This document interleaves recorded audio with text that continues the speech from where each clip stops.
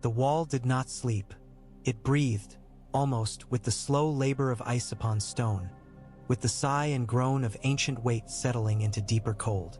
Snow drifted in every limping gust, and the high path was a thin white ribbon along a midnight cliff. Jon Snow stood with Ghost at his side where the ice met the sky, and the wind took his breath like a thief. Far below, Castle Black crouched in the lee as a shadow might crouch at a giant's heel, and beyond the wall the haunted forest lifted its black spears like a host of silent men. Ghost's ears moved, pricked toward the east. He was all white, all silent, eyes twin coals in a drift. Jon rested a gloved hand on the direwolf's ruff and felt the living heat. "What is it?" he murmured, but Ghost did not look back. He was listening to something Jon could not hear, the secret speech of snow and branch and crow. They made the long walk to the eastern lift where a fire sputtered inside a hood of iron to keep it from the wind, the flames thin as coughing breath.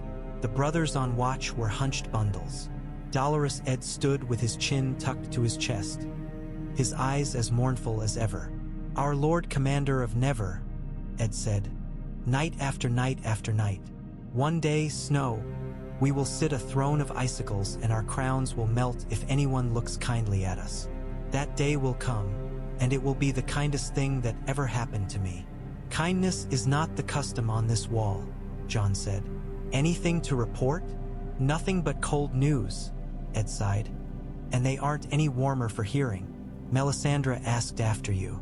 She is a hearth that does not share its warmth, mind. Still, a hearth." His eyes flicked to Ghost. "He's a hearth that bites. I'll speak with her." Jon stepped into the lift and down they went, the ropes creaking, the ice like a living presence all around as the elevator slid its own narrow throat.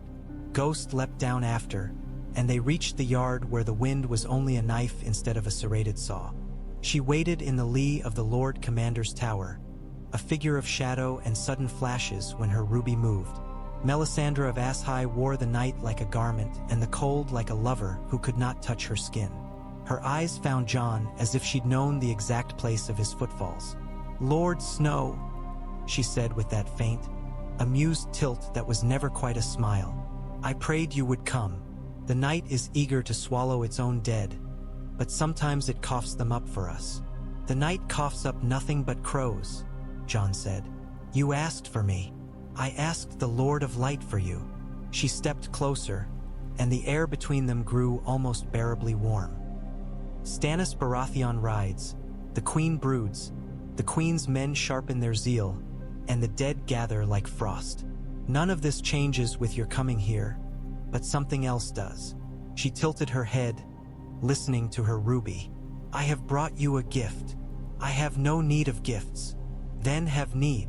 She led him across the yard to a shuttered storage where the builder's men kept old ropes, burned tongs, useless barrels. The lock opened beneath her hand as if the iron longed to please. Within, the cold jumped upon them again, congealed and still. A single iron brazier burned there, and beside it a chest sat on the stone. Black oak banded in pale metal, its lid carved with cracked scales that time had rubbed smooth. Jon felt Ghost go rigid beside him. The dire wolf did not snarl. He did not growl. He merely leaned his massive head forward, nostrils flaring, and stood. Melisandre gestured. "Open it." He did with care. The lid lifted on a dry whisper. Inside lay cloths folded and refolded until they were like old ashes, and in their embrace a thing that might have been a stone. Except it wasn't. Jon had seen polished river rocks and old smooth bones. This was neither. It was ovoid and big as a babe's skull, a skin of black as deep as obsidian veined with faint ripples of ash gray that caught the brazier's light and sipped at it. When he put his hand over it, he did not mean to touch.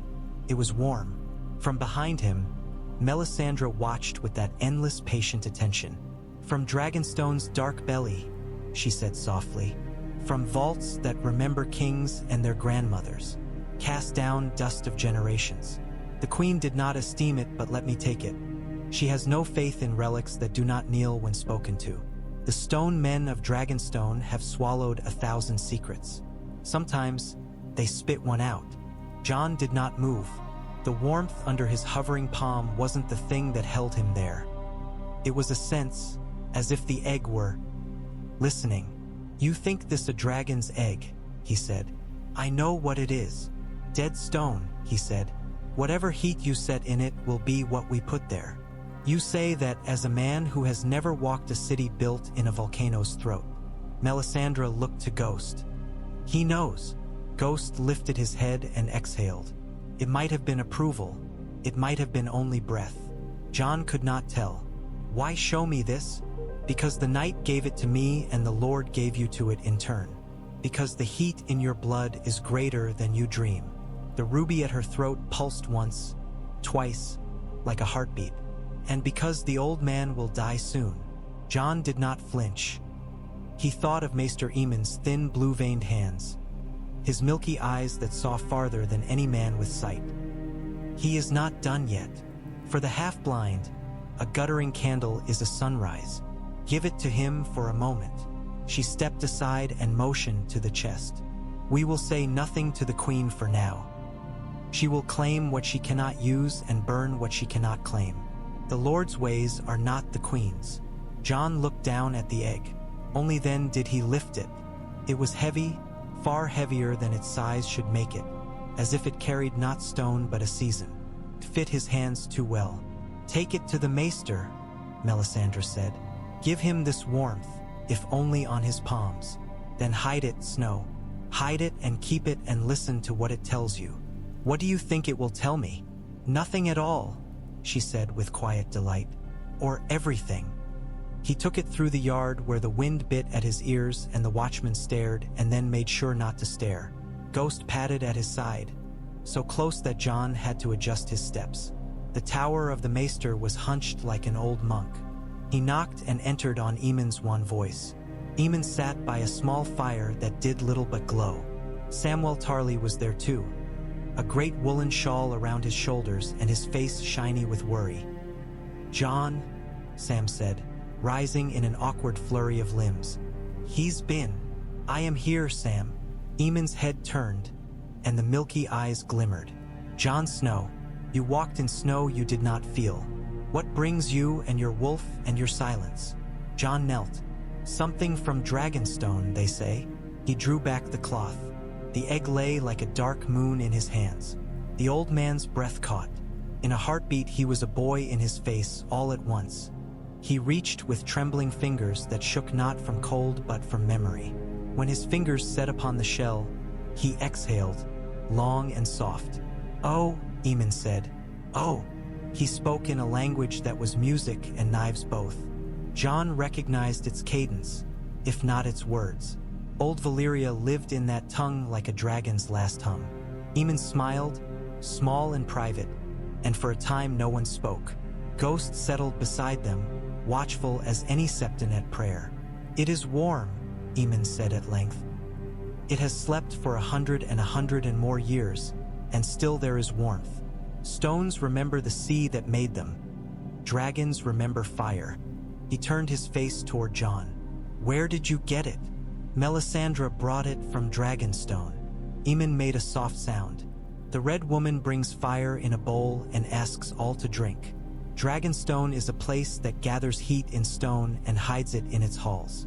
Some of these were made when a egg. Do not tease me for forgetting." His hand moved on the egg as if it were the head of a favored hound. "It should be hidden," he said then, suddenly sharp. "Not for the Queen's hands, not for the Queen's men, not for the Lord of Light either. Hide it where old cold cannot swallow its warmth.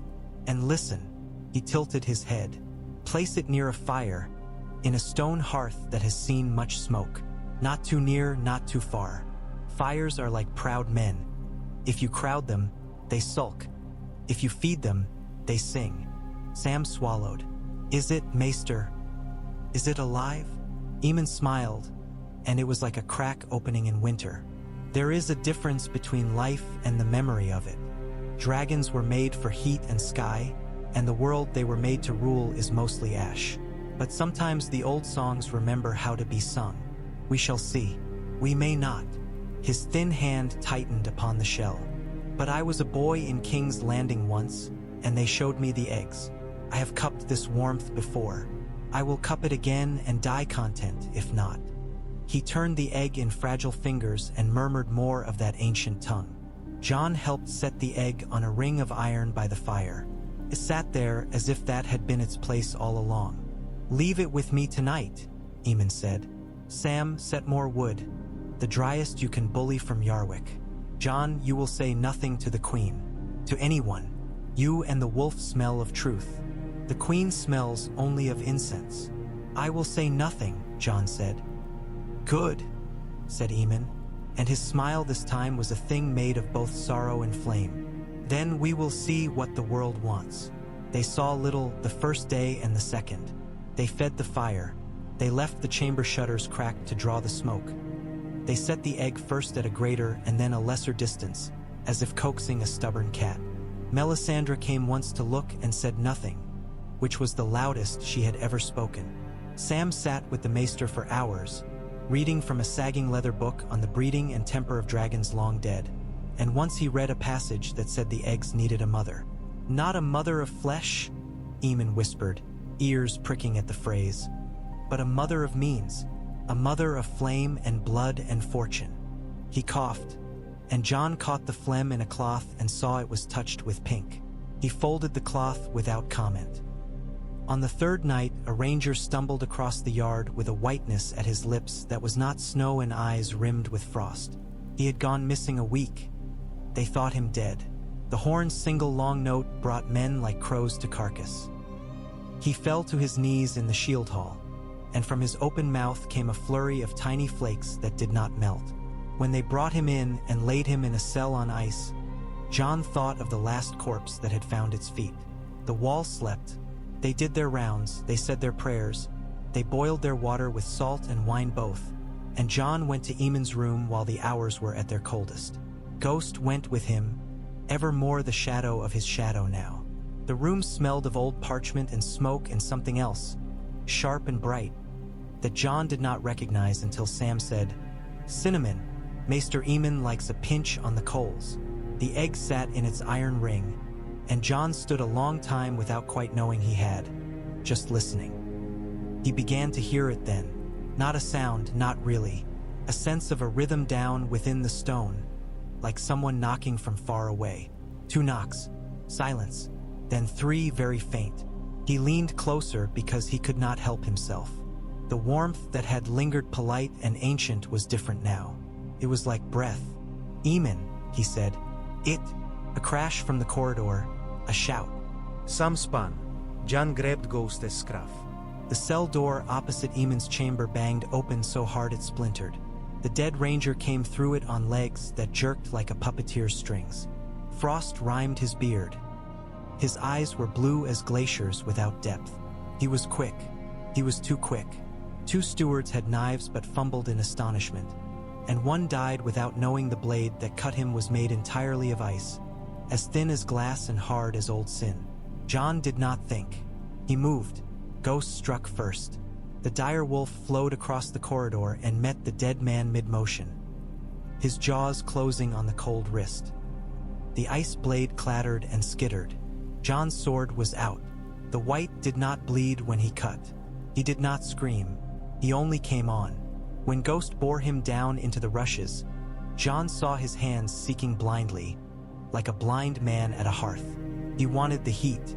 He wanted the fire, Eamon rasped, and in that instant the old man was all command. "He knows where heat sleeps." The dead man lurched toward the doorway, stronger than the living, and John realized where his steps would take him. The hearth, the iron ring, the egg. John moved without thought. Ghost sank his teeth in a thigh that smoked with frost. Sam, with shock and terror, thrust a torch and was rewarded with a gout of steam and a stink of hair and rot. The white reeled into the room. John got between him and the hearth. The egg lay very still in its ring, and the rhythm inside it was no longer faint. It was a knocking at a door. The white reached. John parried with long claw and this time drove the Valyrian steel home until it hissed. It did not slow him enough. The white's other hand clawed at John's face and found the edge of his cheek, cold as winter night. The cold steadied itself behind John's eyes. For a heartbeat, he saw stars where there was a ceiling. He thought, a fire would be a mercy. The white's hand raked down. It slipped on his leather. John's own hand, the left, rose and slammed against the white's jaw. He had no idea he had balled it into a fist until it struck. Bones snapped. The white reeled. Blood, said Eamon, and John did not know if he meant the lack of it or the need. He felt the slickness in his palm before he registered pain. The white's ice blade had found his hand somewhere and cut it deep at the heel.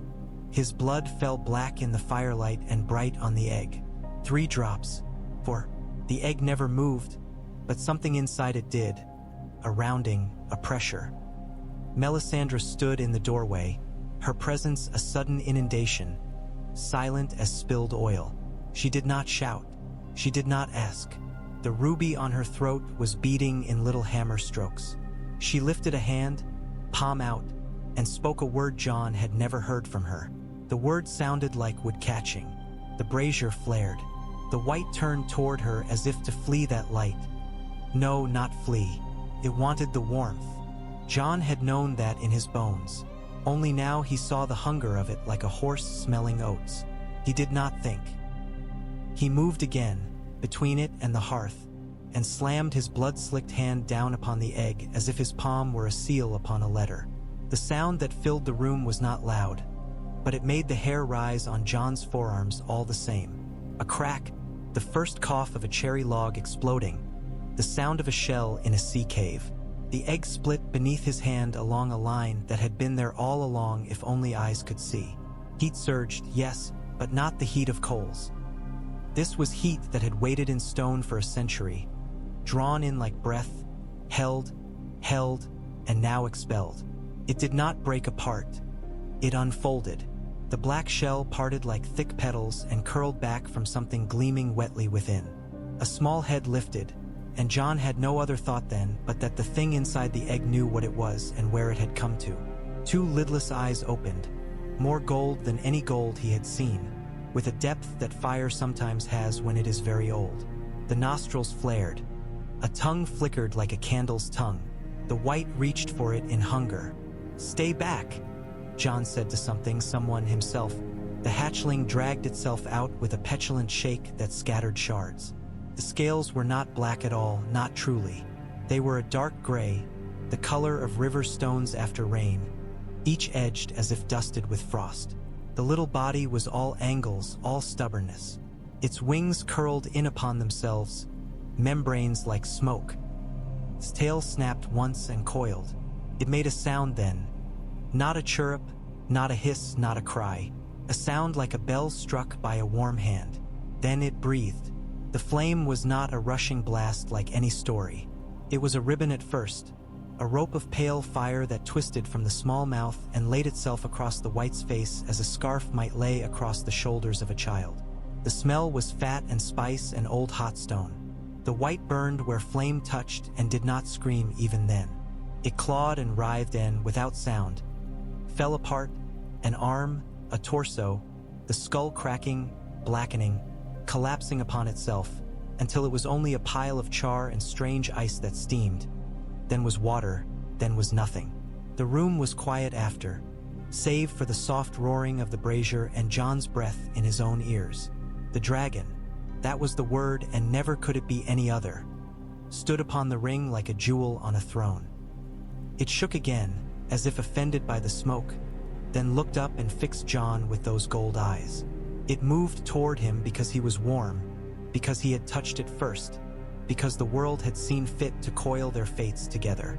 The small talons clicked on iron. Little forespurs hooked the air, and it was suddenly upon his wrist, light as a winter crow and twice as arrogant. It lifted its head and made that bell sound again and poked its snout toward the blood that still welled and dripped from John's palm. He let it drink. Behind him, Sam made a noise that was a prayer and a sob in one. Eamon had not moved, and John turned toward him because he feared, and saw the old man's face alight with a glow no brazier ever made. "Ah," Eamon whispered, and the old tongue came to his mouth like a long-lost friend. He spoke, and the little dragon cocked its head, listening. "Ah," said Eamon again, delighted and mild. "So the world remembers another word." Melisandre laughed once, low, and the sound was not cruel. "The night," she said very softly, "has given up one of its candles. Put the word away," Eamon said, not unkindly, to her. "It is not yours. It is none of ours. It is his." His blind gaze did not waver from Jon's face. "He will need a name." Melisandre's pupils were needles. "Names are banners. And also bread," the old man whispered, "to share and live by." Jon had never named a thing that looked back like a man. Ghost had come with a name hidden in the smoke of the godswood. The direwolf had breathed it out into Jon's ear without a voice. He looked at the little dragon settled upon his wrist like a cuff. The scales were cool, then warmer where they touched his skin, as if deciding if he was fit to be warmed. "Snow," Sam said helplessly. "He looks like—" "Not like snow," Jon said, surprising himself. "He looks like stone when water runs off it." He thought of a black sword from legend and a white world and something in between, forged in some old enemy's fire. "Snowfire," he said, and when he spoke the name, the hatchling made that bell note a third time. "Snowfire." Eamon's smile was a ghost of a boy's delight. "Good." He fumbled a hand, found Jon's wrist, and patted the little beast's skull with 2 fingers that trembled. "A song has both words and notes. He will bring his own notes. You must give him words." Ghost leaned in and sniffed at the dragon with exaggerated gravity, as if greeting a guest in his lord's hall. Snowfire peeped like a kettle and blew a thread of steam at the direwolf's nose. Ghost sneezed and blinked but did not offer his teeth. They hid him. They had to. Dragons made kings and unmade worlds. The queen would claim him and the Red Woman would burn him in triumph if it suited her aim. So Snowfire relived where Jon lived, in the upper room of the old Lord Commander's tower with its ill-fitted shutters and its rents in stone that the wind loved like small roads. They set iron plates in the hearth to better trap heat. They fed him on scraps of mutton and then on hunks of goat and then on whole hare. He ate voraciously and then slept as fiercely, a coiled gray knot upon the curve of Jon's collarbone or along Ghost's spine, which the direwolf pretended not to notice. When he woke, he was always hungry, and when he fed, he would make that private little sound between each tearing bite, a satisfied chime in the throat. Sam read more because of course he did. "Some were mostly docile in their youth," he said one afternoon with his finger following the crabbed script. "Others were. Cantankerous is the word here. This one was called Morgul, and his rider, well, that ended badly." He swallowed. "Not like that," he added in a rush. "Not like that," Jon agreed. Snowfire was asleep that moment along the underside of his forearm, tail tip twitching. "But keep reading about badly. We will need to know how it goes wrong to know how to avoid it." "Reading about things going wrong is half of what I do," Sam sighed. "I could be a lord of mistakes. Better a maester of them." Jon glanced up because he felt eyes on him and found Melisandre in the doorway again. Her face was very calm, which meant her seas were rough. "You have a sword," she said to Jon, looking at where Snowfire lay, and at Longclaw's pommel where the pale stone wolf's head stared back. "I have a duty," Jon said. She came in and warmed the room with her presence whether he wanted it warmed or not. "Does he breathe the hotter fire?" she asked, and Jon wondered what that meant and then saw it in her gaze. A picture in her flames glimpsed and carried into language. "The white fire, like the heart of coals. Some dragons do. It is said their flames can melt spells. I have seen his fire burn a white. Fire burns a white," she said gently. "The way sunlight dries a puddle, but the wall is not a puddle." She glanced at the hearth, at the iron plates, at the little ring of soot that grew where the dragon slept and warmed and warmed. "The spells in this wall whisper as a nest whispers when eggs stir. Some whisper of warning, some of welcome." Her eyes came back to his. "You will not keep him secret long." "I know." Jon did not add that the knowing was an ache in a place beneath his ribs. "You brought this here. Are you regretting it already?" "I do not regret fire," I only learn from how it moves. This much I know, Lord Snow. He chose you in the first breath he drew. If he lives, he will not be taken from you while you live. And if one day you die, then perhaps he decides differently. Dragons are gods to the small things that fear them and beasts to the great powers that would bind them. They are children to those who love them and storms to those who stand beneath their wings. And all they are hungry. Then we must feed him. You can feed hunger. Can you feed the world that will come to your door and ask if you mean to be king? She wore a smile this time, bleak, admiring. You will not. You say it with your face even as I ask. Poor man, to be a lantern that will not be a tower. I'm a brother of the night's watch, Jon said. I am the sword in the darkness, not the fire lit in a king's hall. You are both, Melisandre said. And that will be the making of you and the breaking if the song wishes it. The first that had to be told was Maester Aemon, and he had been told. The second was the builder, who had to wonder why more wood and more coal were being asked for a chamber that already had the right allotment. Othel Yarwick asked twice. The third time he came up himself and saw Ghost sitting before the door with his great head resting on his great paws and his eyes like tired stars. Whatever lives in there, Othel said to Jon later, eats more than Thorne's insults and leaves the same smell behind. He shook his head. If I didn't respect you, boy, I'd like you more. The queen did not learn. That was fortune and cunning both. Celis Florent's devotions consumed her, and her men sniffed at sin they could name and failed to name the worst kind. A miracle in secret. Shireen came to the library once and sat with Sam and Aemon. She was a solemn little thing with grayscale faded to a map upon her cheek, and with questions that were neither a child's nor a woman's but something in between. If dragons were real once, she said to the old man, why are they not real now? They are real where story and stone meet and remember each other. Aemon had answered, and Shireen nodded as if she'd known before she asked.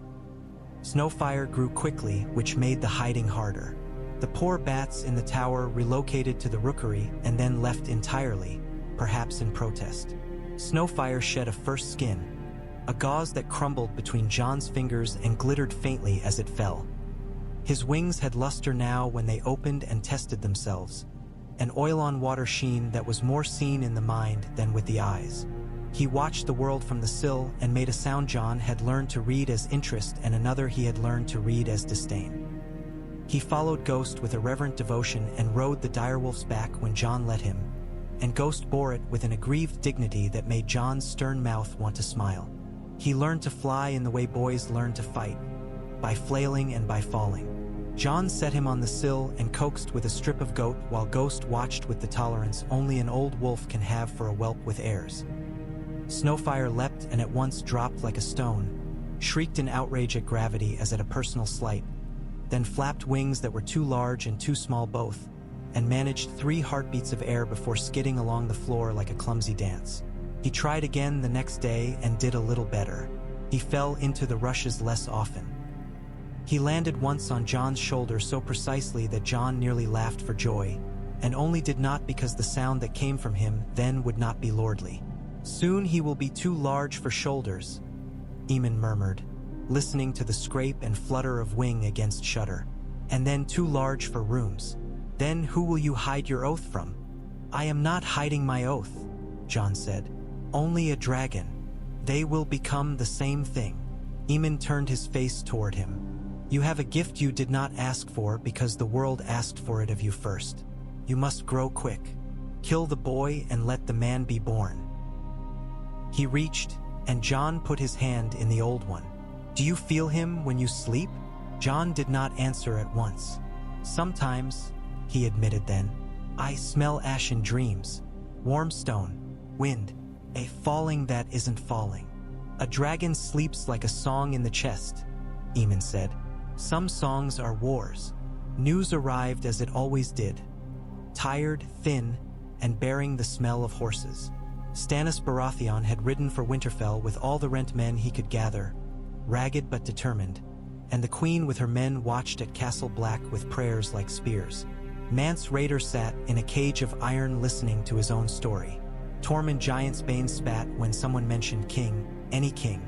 Val eyed the brothers with the keen regard of a hawk perched on a stone spear. Old stories say the sky was on fire when the wall was raised. Tormund told Jon one evening by a brazier that did a poor job of pretending not to be cold. Not this cold, sick thing, but a warm fire like a dancer. Giants sang, and the children of the forest did their little tree magic, and men put their backs to stone, and something in the world liked the taste of all that sweat and made a wall to lick every wind before the winds could lick us. And now we've got a boy lord with a wolf and other thing. What thing? Jon asked lightly. The thing we don't talk about because the queen's ears are too long. Tormund's grin flashed like a broken moon. You keeping it fed? Don't feed it men. That starts wars. I'll remember. You will and you won't both. Tormund thrust his hands toward the brazier.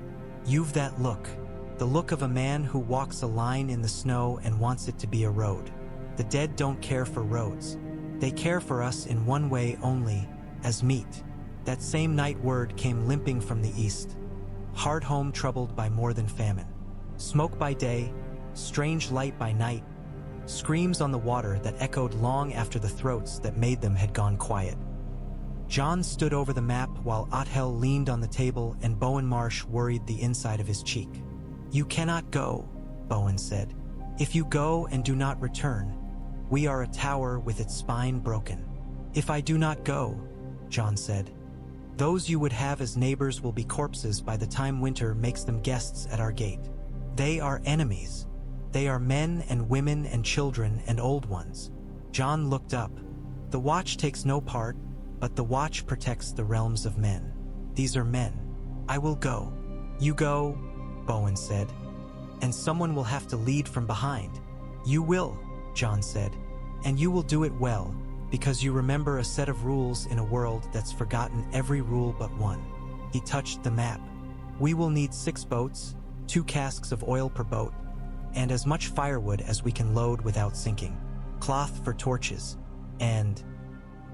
He let the thought sit on his tongue for a heartbeat, cool and copper both. One more thing. Ghost's head lifted when Jon entered the tower chamber. Snowfire was at the sill again, wings worrying at the narrow sky. Jon held out his forearm, and the dragon hopped onto it with that careless trust that was not carelessness at all but certainty. We are going east, Jon told him, as if he were a steward. We will be quieter than you like and colder than you will stand, and we will be afraid, and you must not be cruel to fear. Fear keeps men from cliffs, but we will burn what will not be taken by sea. The dragon looked at him, and if there was comprehension there, it was not of words but of pulse. He clicked his teeth. Jon felt the chime in his wrist bones, like a small bell rung by someone in another room. They left in a hush that was louder than any shout. Melisandre watched them go, the ruby at her throat dark, which was the only sign that it was doing everything but crack for heat. Do not fall into the sea, she said to Jon where boots met snow. There are old things in salt water, and not all fear your friend's fire. Nothing fears fire, Jon said. Some worship it. She looked beyond him to the boats. If you die there, the world will make a point of it. The wall will feel it. I will not die there, he said, and he didn't know if it was a promise to her, to Snowfire, to Ghost, or to himself. They rode through water that liked to pretend it was stone. The sky was a slate turned on its side and smudged. Hardhome showed itself as a smudge of black on gray, with smoke like writing above it. The first smell they caught was rot. The second was fear, and fear has a smell men pretend it doesn't. We were right to come, Jon said softly, and Dolorous Ed squinted at the shore. I'm about to say the kindest thing I've ever said, Ed muttered. You were right. I hate that. Snowfire stood on the prow, tied loosely so he would not tumble into the drink with his furious dignity. He whuffed at the cold as if it were a rival. Ghost paced the boat's boards with a cat's economy. As they drew closer, the shapes on shore resolved into men and women, yes, some waving rag tied to poles, some simply standing with a broken stoicism, and between them the moving wrongness that is a white. The dead do not hurry unless they must. Jon had learned that. Here the dead hurried. Oil, Jon said. and one of the stewards shoved a cask forward. They oiled rags and wrapped arrows and lit them with flint that took too long. And John put 2 fingers to Snowfire's throat and felt the old chime there. "Now," he said. And he had never trained the dragon to this, but the dragon was always learning. And Snowfire lifted his head and let his small flame stretch and kiss the arrowheads into glory. Fire arced from boat to shore. Whites came apart in silence and haste, falling as men fall when the foundation goes. They landed where the beach was least crowded with horror. The living surged but did not break. Tormund and his big hand kept them in that thin, frail discipline that was not discipline but a truth. We live or we don't, together. "Back!" Tormund roared. "You lot with sticks, you lot with your hands, you girl. Yes, you. Do not throw that fish at me, I will be grateful later." He grinned at John when the 2 of them, shoulder to shoulder for a heartbeat, made a path for the weakest through the whites that pressed. "You brought a sky lizard," Tormund bellowed over the noise, delighted. "I'd laugh if my lungs weren't eating me alive." "I brought a chance," John said. "Make them toward the boats." He raised his voice, which wasn't loud but carried. "To the boats. Women with babes first. Old men and old women next. We will take as many as the boats will bear and then come again." He saw the doubt and stamped on it. "We will come again." He fought. He always fought. Longclaw sang in that quiet way it had when it was doing what it loved. The dead came as waves do, with rhythm and without reason. Snowfire's fire cut ribbons through the press, and men and women with no gods left but their bones cried out to that heat and moved faster. Ghost did not bark. He took throats and legs and the small bones in the hand that holds a knife. John found himself at the lip of the shore 6 times, and each time some child went past his knees with eyes too big for a skull, and each time he thought, "All right, then I will not die until that one is across." Then the cold came. There is the cold of the wall and the cold of cloud shadow and the cold of sea salt wind. And there is another cold that steals the taste from your tongue and the name from your father's house. The dead moved all at once like birds do when some old word calls them into a turning. The air went thin, not from wind but from something else. The smoke went limp and fell. Across the shore, beyond the press, beyond the living and the dead both, 3 riders came along the ridgeline. Their mounts were horses with no breath. Their armor was not metal but something that remembered water frozen into shapes. John had no name for the substance. He had one name for the men, others. One lifted a hand, index finger extended, the gesture polite as any lord in a hall. The dead moved faster. "Back," John said, and they gave ground in measured steps as men do when the cliff is behind them and there is no choice but to be careful. An arrow that had burned bright a moment before hit one of the other's horses and went out with a sullen sigh. Snowfire hissed, and the sound had more iron in it than its size. The little dragon climbed John's shoulder and perched on the leathers, claws tight for purchase.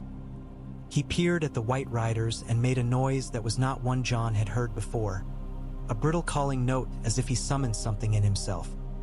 "Do not try," John told him without breath. "Not yet." He did not know if the dragon understood the words or the pressure of muscle beneath the scale. He felt the fire building in the little breast. The other extended the finger again, as if beckoning a servant. It did not speak. It did not need to. John remembered an axe falling and the taste of spruce on air and a small whistle that had meant death to someone else. He lifted Longclaw. The first other stepped down the slope like a cat stepping down stone stairs. He moved lazily, which was worse than speed because it was scorn. John took 1 step forward to meet him, and the 2 of them stood, for a heartbeat, at a distance that was the size of a room. The other's blade came up like frost spilling from a corner. He struck, and John's arms rang to the elbows when he parried.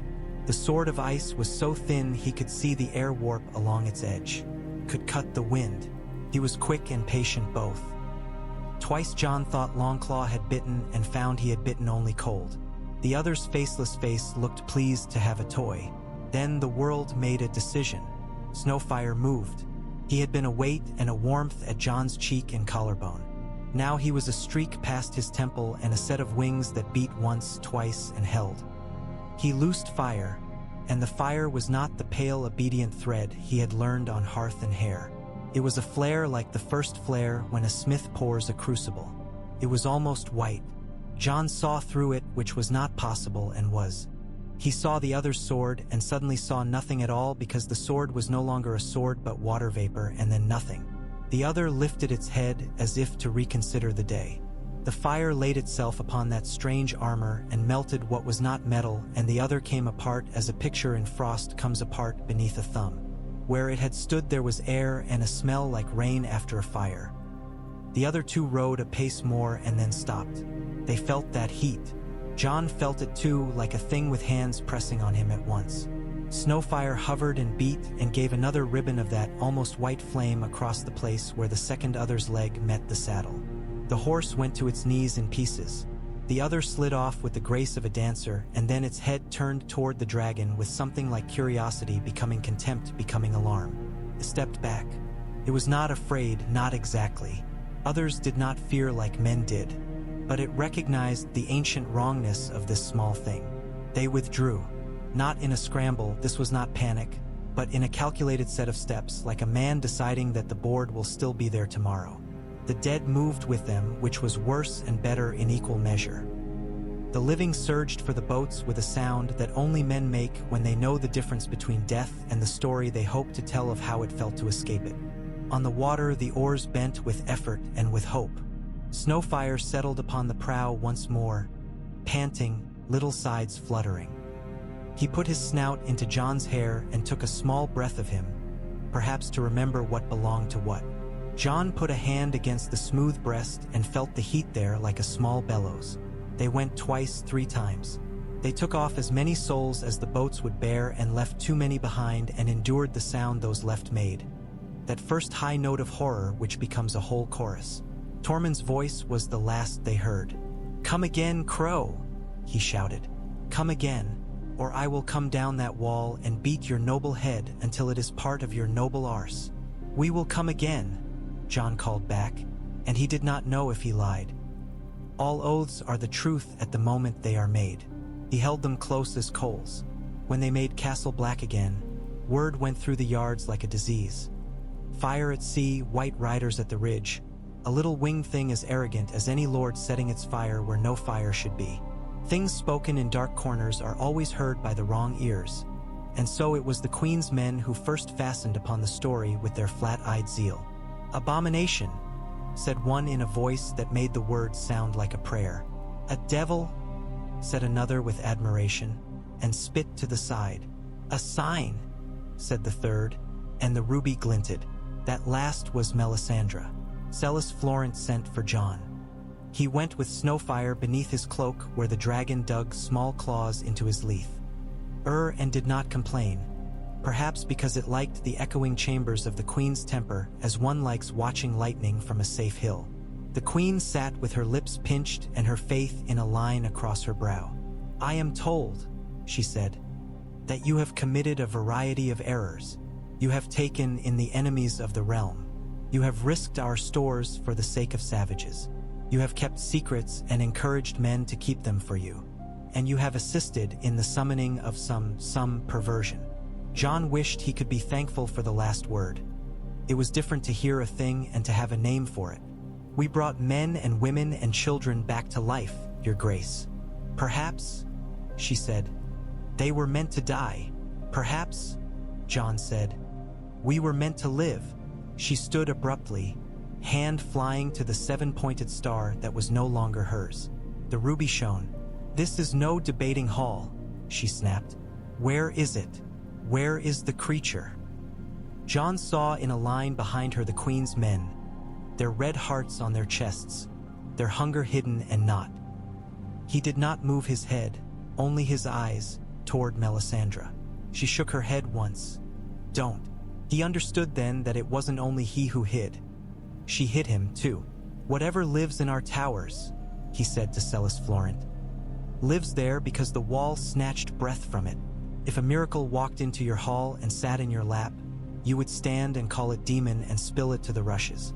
You do not like what you cannot carry to your bed of nails." Celis recoiled as if slapped. "You speak to a queen," she said. and the queen's men shifted like dogs anticipating the lash.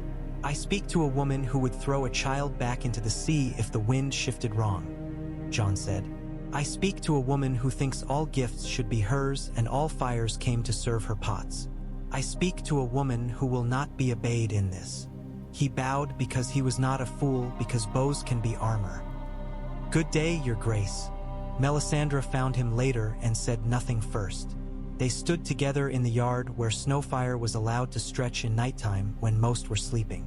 The little dragon leapt from the tower to the low roof of the far shed with the happy pretension of a prince at play. Melisandre's breath made no cloud. "They will try to take him," she said eventually. "I will not let them." "They may try to take you then." "They will try," John agreed, and looked at the red woman's profile. "Why do you help me?" "Because I like the shape of your stubbornness," she said, amused, and for a moment she was almost young. "Because I watched the fire and the fire told me 3 things and 2 of them were obviously lies. Because the truth it told me wore a wolf's shadow and a gray wing. And because you think I am your prince. Because I think you are a man who might be." She looked at him. "If I told you what part your blood plays in this, you would say it plays no part at all." She laughed under her breath. "I will choose to agree with you today." Days layered on days. John sent Sam south at last, because some duties must be paid in their coin and the realm had a large debt. Books and the men who read them. Sam wept and smiled and was weak and brave both, which is to say he was Sam, and John wanted to make some joke about how the dragon had not eaten him if he had any pride in him at all, but there was no part of the parting that was a joke. Eamon held John's hands for a long time that last night. "I will not see him again," the old man said. "But I will see this." His blind gaze found Snowfire by the smell of ash and cinnamon that had become the scent of John's tower. "Come here, boy." Snowfire came because he chose to, not because he had been asked. He put his small head beneath Eamon's papery hand, and the old man stroked him as if smoothing down histories. "When I was a boy," Eamon whispered, not to John, not to anyone, but to some deep summer that had made itself permanent in his bones. "They let me hold an egg. It was warm. I was a prince then and did not know what I did not want. I held the egg and dreamed of names. Names burn and fade. The heat remains." He leaned and pressed the side of his face against Snowfire's smooth brow. "A song of—" He stopped, laughed softly, and shook his head. "I will not name it. I have named too many things. You will do the naming now." He let go and found John's wrist again. "Kill the boy," he said, more gently than he had ever said it, "and let the man be born." He died 3 days later, when the sun attempted a showing and failed. John sat beside him, and Melisandre stood in the doorway and did not enter, as if the room had a law she would not break. Eamon's last breath left him, and in that quiet John heard the dragon on the sill make a sound he had never heard. A morning that was not a keening but a drop of water falling forever. He folded the old man's hands and stayed until the body was as cool as river stone in shade. Then he went and stood at the top of the wall with Ghost on one side and Snowfire on the other, and he let the wind pull the heat straight through him until he thought it would also pull out his heart.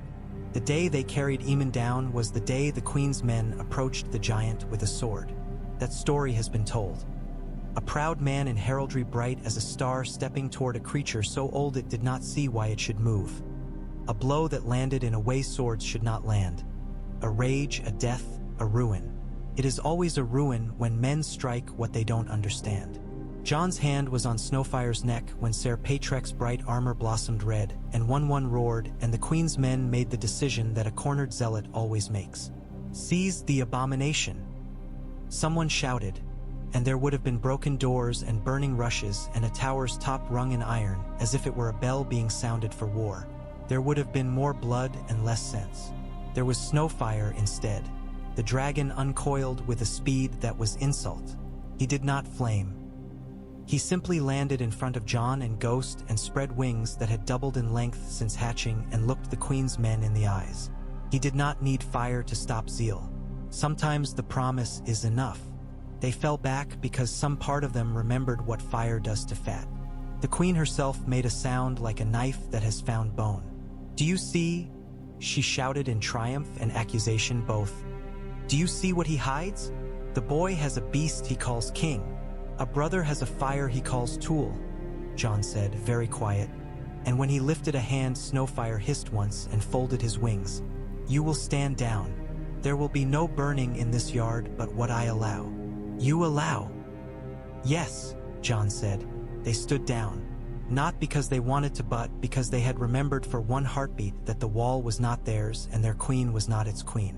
After, Bowen Marsh came to John with eyes that had stopped sleeping. "You are making a mistake," he said in a voice that had always been a hiss. Today it was a rasp. "You are bringing war into the watch. War has been climbing the wall every night since before our watch began," John said. "We only now can see how it climbs." Bowen lifted his chin. "We will lose everything we are."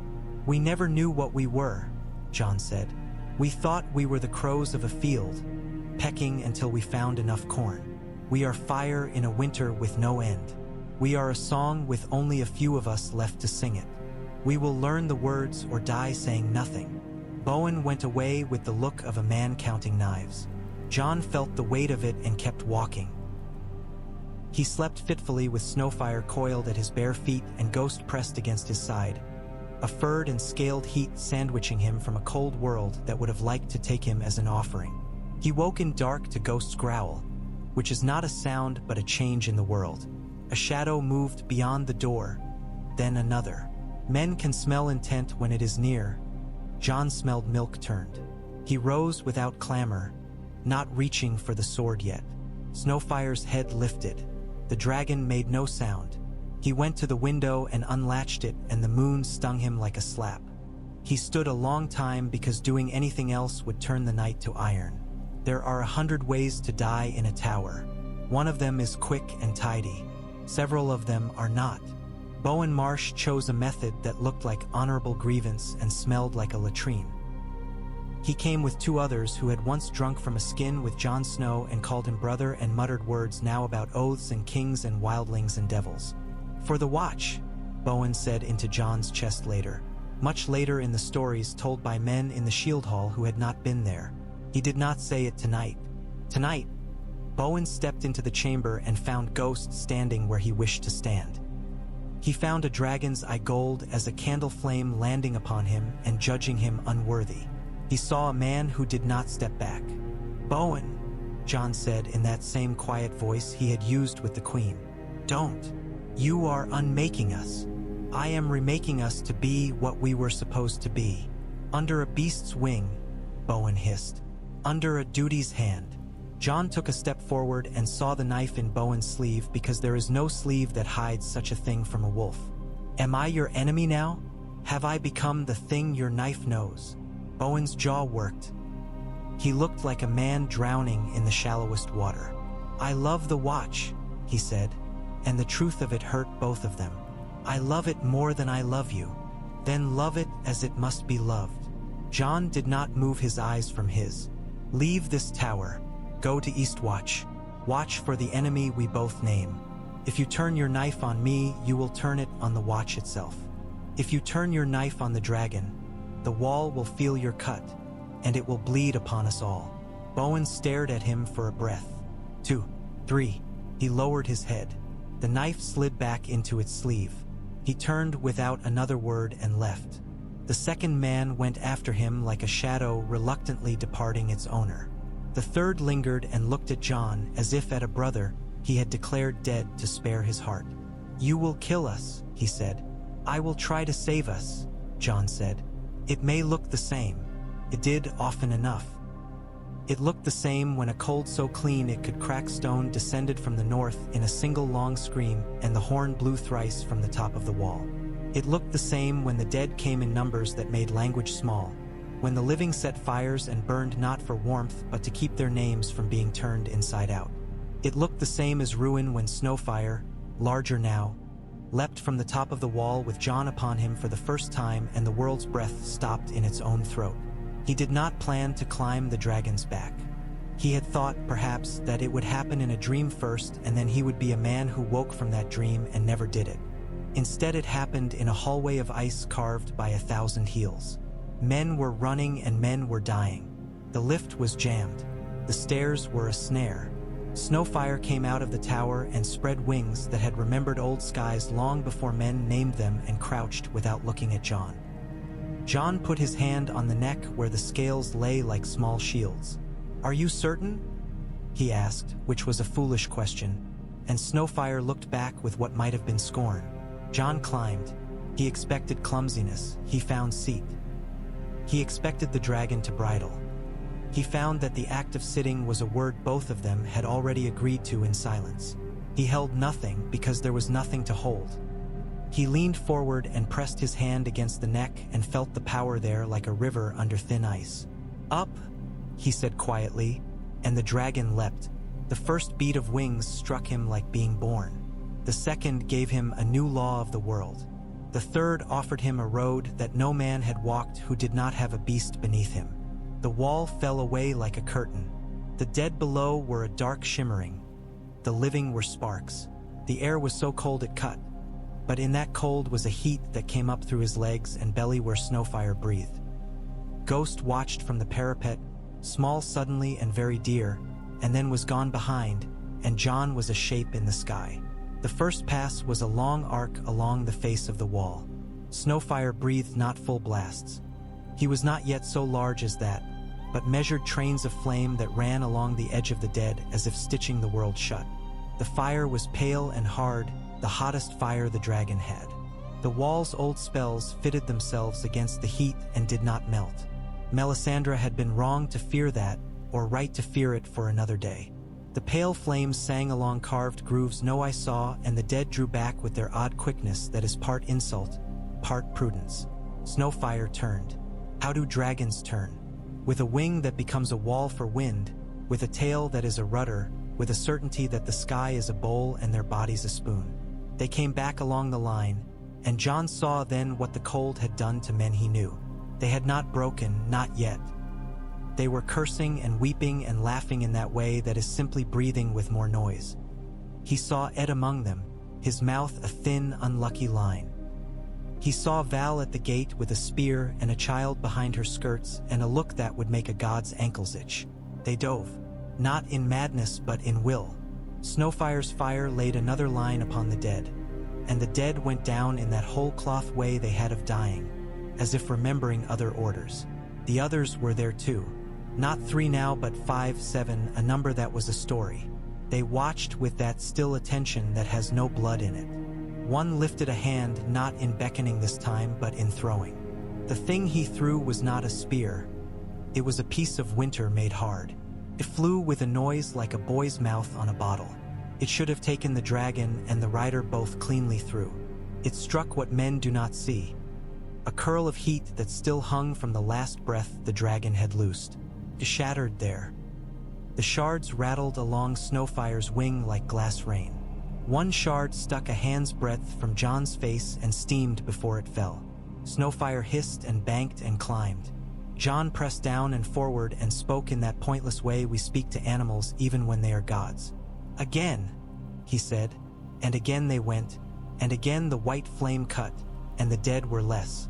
They fought until the sun was a ghost and the moon a shield, and both of them seemed ashamed of their attempts. They fought until Snowfire's breath came harsher and Ghost's coat was stiff with frozen blood that wasn't his. They fought until the others in their strange patience drew back with that consideration again. Not a rout, not a victory given to others out of courtesy, but the kind of withdrawing that is simply a move left for tomorrow's board. Then the dead were only bodies, and then not even that where fire had been fiercest, and the living staggered in all the ways living men stagger after they were supposed to be dead. On the wall men cheered the way men do who don't have enough voice left for it. They wanted to name their savior. They named him foolish things. Snowdrake, Greyfire, the wall's breath. John did not correct them. He touched Snowfire's neck and felt that the dragon was very tired and very pleased with himself. He slid down to the tower roof and stood with his legs knowing air and ice and tremor both. Melisandre came to him with eyes bright as any frost. "You fly like a sin confessed," she said. "I fly like a man hung over a cliff," John said. "Do not fly for the south," she told him. "It will ask you to." You will think of a castle made of memories and a woman with hair like shade and children who look at you with both question and answer in their eyes. You will think of being king. Fly for them perhaps one day. Not now. I will fly for the wall, John said. He looked out across the white world that had reached its hand to close on them and had found it burned. I will fly so the living can have a night where no one comes. She nodded as if he had read from a page she'd written, then surprised herself. When I burned in the flames, she said suddenly, as if confessing to a wall that would not judge. I thought I knew what light is. I know now that it has teeth. Everything worth having has teeth, John said without thinking, and Snowfire turned his small gem-bright head on him with the air of a creature that has been paid a compliment.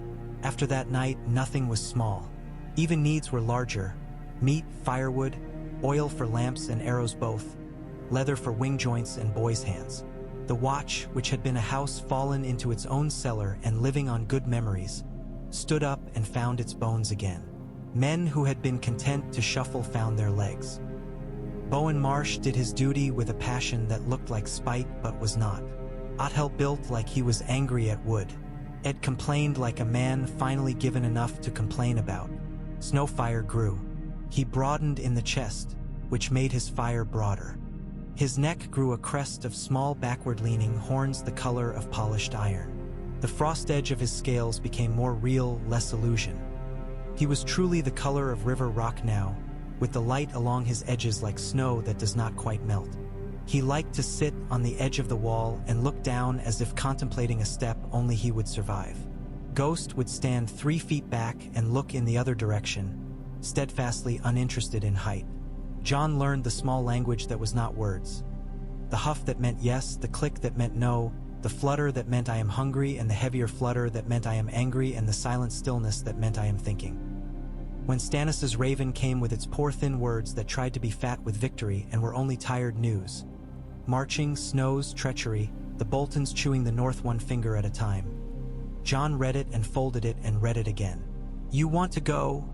Ed said in the tone of a man who would prefer death to a decision. I want to help, John said. I want to set something on fire that deserves it. Winterfell is made of things that burn. Men are not. Ed rubbed at his nose. We are supposed to be in love with burning the right things at the right times, we crows, but we are always setting fire to the wrong end of the wrong herrick. I know. John stood at the sill and watched Snowfire climb a column of cold air like a prayer. I will not go. I can't. The watch needs me here. He said it to Ed and the room and himself until it was a truth. He sent a different fire. In the night, Snowfire took John to the edge of the bar Rollins and laid a bright line through a swath of pine where Bolton men had set traps and horses. They left the forest behind a coughing ruin with a path scraped through the smoke. Word came late that winter that Stannis had used that path to move men he would have lost to snow, and that he cursed the god who had given him the grace of it. That was enough. In the months that followed, the dead tested the wall the way a thief tests the shutters of a house he means to visit. Here a hand, there a shoulder. Each time they met fire and retreat. Once, when the moon was a slice of bone and the air was sharp as a lie, another came alone across the ice and stopped within sight of 24 men. John went down with Ghost and Snowfire and stood 10 yards away and looked at the white man. The other was as beautiful as certain sores are beautiful to the eye, a gleam, a keen, a perfection that is death's particular vanity. They stood for a time with only the sound of Snowfire's quiet pant in the air. You will come again, John said quietly. The other tilted his head as if hearing a curious bird. And again, John said. The other lowered that head like a lord to a beggar and turned without haste. He left no footprints. The cold polished its own path beneath him. Snowfire leaned his head against John's shoulder, a thing he did rarely, and the warmth of him was a mercy that the wall did not give. He learned that mercy is not the enemy of war. It is its job. He learned to send parties with dragonglass and torches and men who had learned to be afraid in useful ways. He learned that he would lose men he could not afford to lose and would still stand in the yard and tell 200 tattered souls that their lives mattered because they did. He learned, finally and without drama, that the dragon's shadow was his own. He woke one dawn with the taste of ash in his mouth and an ache in his right shoulder where Snowfire's weight had settled in the night like a child who does not know he is heavy. He stood by the small window where rime embroidered the corners, and the world was so white he felt clean. He spoke aloud, not to hear his voice but to let the words be. "I am the sword in the darkness," he said. "I am the watcher on the walls. I am the fire between the living and the world that would take their names without asking first." Snowfire opened his eyes and watched John's mouth move like a man splitting kindling. He made the little chime. Ghost yawned and sneezed snow. The years would not be kind. The years would not be kind to kings in their keeps or to beggars on roads. The winter would open its mouth wider than any man expected and would not be sated by one wall or 3 dragons or 10 heroes. The winter would ask fairness from a world that had never been fair. But that morning, with the frost scratching at the glass and the dragon's breath gathering in a small cloud that had nothing to do with cold, John was born into the thing the old man had asked, and he did not mourn the boy he killed. He did not love him either. He simply put him down like a bundle at the roadside so he could carry something heavier. Later, there would be songs by men who had never seen a dragon that said Jon Snow lit the sky with a sword and the wall trembled and spoke. Later, men who had never met a wolf would swear they had held Ghost's head in their lap and been licked by a tongue that smelled of winter. Later, a red woman might stand by a dying fire and choose for once to let the logs go out. Later, a queen would sit in a foreign hall and ask why the world would not bend. On a night when the aurora made long green veils over the north and the snow fell without sound because a silence had been commanded by some larger silence, John walked the top of the wall alone. He did not bring torch or brother. He brought Ghost because Ghost brought himself, and Snowfire because the dragon skated air like a boy on a frozen pond and would not miss the chance to show off. They reached the far eastern end where the world curved and pretended there were no other worlds past its edge. John stood with his hands on cold stone and felt the wall's old hum. He felt it as a deep thing, almost below hearing, as old songs sometimes make the chest quiver if you stand near a choir. The hum changed. He didn't know what it was. He knew it mattered. It was not words and it was not words. It was something like the wall saying, "I know you." He closed his eyes and let the old magic, the one he had never loved or hated because it was simply a weather, run through the lines of him. He felt the fire at his back where Snowfire breathed, and the cold in his bones where Ghost chose to stand a pace away from the heat because wolves will always choose frost over flame. He felt both at once, and the great thing that has kept kings awake at dawn, that a man can carry more than one truth and not be broken by them. He opened his eyes. The northern sky lifted its veils and let him have stars. He put his hand on the stone and spoke words that were his and not old. "I will be here." "Nous, no dramatics." Just that. "I will be here." Snowfire launched from the crenellation and rose, and John watched him. The dragon was not a god, and he was not a beast, and he was not a crown. He was simply a thing that had been waiting to happen and had happened and now was. He cut the air with strokes that cut something in John free. He made a pale line against the green veils and then turned and came back and hung for a breath above John's head, as if to say, "This is our roof." John laughed then, quietly, for the first time in days that had not been kind. The laugh made a little smoke in the cold. The direwolf's breath made a little smoke. The dragon's breath made a ribbon of white hot that did not linger and did not need to. He began the long walk back to the lift. The wind came up and blew snow into his beard where it made brief delicate jewels and then died. He didn't turn his collar up. He didn't hurry. He had the sense, at last, of a man who was wearing the coat he ought to have been wearing all along. Behind him, Snowfire played at diving and recovering, and Ghost stalked the snow as if it were an enemy he intended to forgive in his own time. Below, Castle Black breathed. Men moved through it like blood in a living body. Fires burned where they needed to and did not where they didn't. No queen commanded here. No kingdom had an opinion that mattered. The wall shone, not visibly, but it did, and the world was set, for a moment, exactly how it must be to be survived. He descended. He set foot to the yard. He went to the tower and its small warm room. He meant to sit long enough to drink something hot and then do the rounds again and then sleep if sleep came and then wake and do it again, like a man who has found the right kind of well and does not mind the bucket's rope cutting his palm a little more each day. He stopped in the doorway and looked once at the chair where Eamon used to sit, and at the corner where Sam had left his ridiculous hat, and at the iron plate where an egg had once lain and pretended to be stone. Snowfire settled on his perch above the hearth, a lord with hot coals for vassals. Ghost lay across the threshold and put his chin on his paws and watched the corridor with the patient contempt of a creature who has seen the worst and found most of it boring. John set Longclaw against the wall. He poured a little spiced wine that someone had secured on some errand he had not asked about. He cupped the cup in both hands and let it warm them. He sat. He stretched his legs and felt where old wounds tugged. He listened to the walls hum and to the dragon's breath and to the wolf's heart, and he thought, this is what it is to be a man for whom winter dug a chair. He closed his eyes and did not sleep. Not yet. He spoke again as he had on the wall. The words did not need the sky to hear them. The room was enough. I am the sword in the darkness, he said softly, the watcher on the walls, the fire that casts the light. He left off the rest, some of it. He had his own lines now. He would not tell a king he served him. He would not drown himself in vows until he could not breathe. He would breathe. The dragon stirred and breathed. The wolf stirred and thumped his tail once against the floor. The man breathed and the wall, in its way, answered. Outside, the night made more snow. The snow fell on the cold black woods and the blacker places beyond the woods. It fell on tracks that led nowhere. It fell on old bones and new graves. It fell on roofs and on the shoulders of men who were not done standing. It fell on a hill where a white rider had once stood and looked at a small fire and considered the day.